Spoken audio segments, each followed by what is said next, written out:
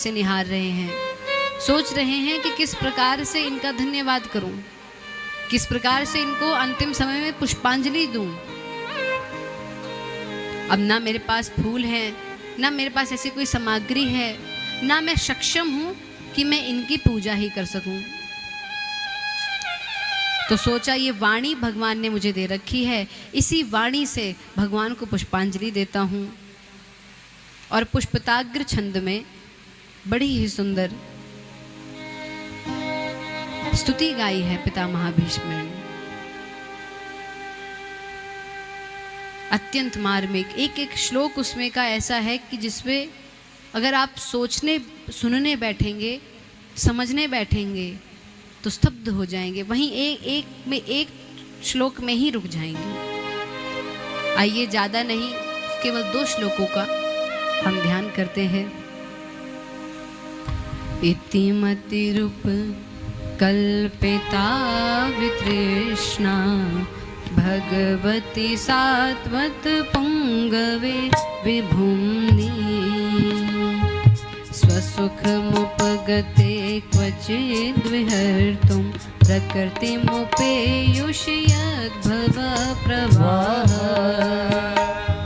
त्रिभुवन कमलं तमालवर्णं रविकर गौरवराम्बरं दधाने वपुरलककुलावृताननाब्जं विजय सखे रतिरस्तु मे नवद्या इतिमतिरूपकल्पिता वितृष्णा भगवती सात्वत पुंगवे विभुम्नि भगवती सात्वत पुंगवे विभुम्नि भगवती सात्वत पुंगवे विभुम्नि। अक्सर जब हम अपनी पूरी स्तुति पूरी करते हैं तो अंत में लिखा होता है इति श्री हनुमान चालीसा, इति श्री सुंदरकांड पाठ। कहने का क्या मतलब कि अब यहाँ पर संपूर्ण होता है पाठ। लेकिन पितामह भीष्म इति से ही अपनी स्तुति शुरू कर रहे हैं। मानो कहना चाहते हैं कि इति आपके दर्शन करते हुए अब मैं अपने प्राण त्यागूंगा, तो यहाँ आने जाने की भी इति, और आपको पुष्पांजलि देते हुए मेरी इस वाणी की भी इति,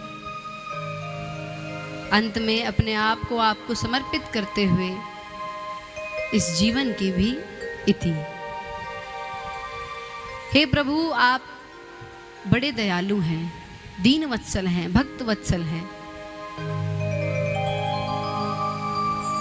आप अपने भक्तों के लिए रीति नीति को भी पलट देते हैं। मुझे अच्छे से ध्यान है कि किस प्रकार से आपने ये शपथ ली थी कि मैं युद्ध में शस्त्र नहीं उठाऊंगा, लेकिन मैंने भी ये एक शपथ ली थी कि आपसे शस्त्र उठवाए बिना युद्ध की शुरुआत नहीं करूंगा। जहां पर भक्त और भगवान की जिद होती है, वहां पर आपको इतना प्रेम है भक्त से कि आप खुद हार जाते हैं और अपने भक्त को जिता देते हैं। जब आपने मेरे पर प्रहार करने के लिए शस्त्र उठाया तो पृथ्वी कांप उठी। पृथ्वी को लगा कि अरे, प्रभु ने अपनी शपथ को तोड़ दिया। उन्होंने जो वचन लिया था, उन्होंने अपनी प्रतिज्ञा तोड़ दी। अब ये इन्होंने इसलिए अवतार लिया कि ये मुझे मुक्ति दिलाएंगे अधर्म से, ये मेरी प्रतिज्ञा भी भूल जाएंगे। तो पृथ्वी कांपने लगी। तो मानो भगवान ने अपना पीतांबर नीचे घेर के पृथ्वी को ये संदेश दिया कि आप बिल्कुल शांत ना हो, बिल्कुल परेशान ना हो, शांत हो जाएं। यह भक्त और भगवान की बात है। ये बस हमारा कुछ समय की लीला है, ये जहां पर मैं अपने भक्त को सम्मान देना चाहता हूं।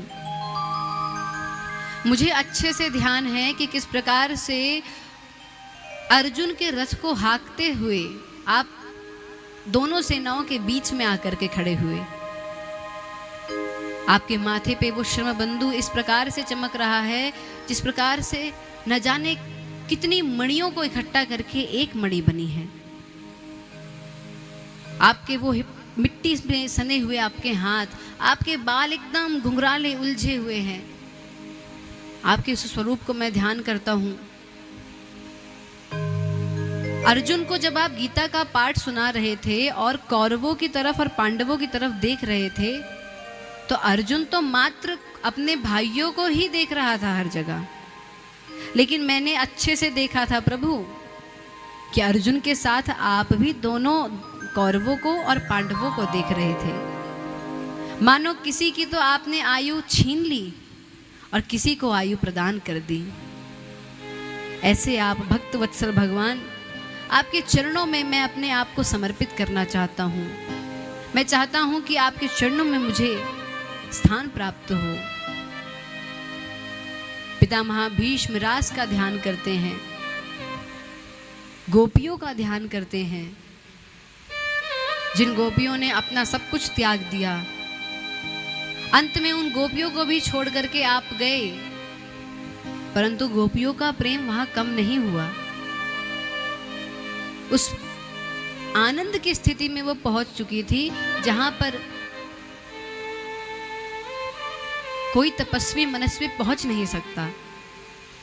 सभी को ध्यान करना पड़ता है, प्राणायाम खींच रहा है, आसन सिद्ध कर रहा है, लेकिन आपने उन पे इतनी कृपा करी कि उनको बिना किसी श्रम के ही आप प्राप्त हो गए।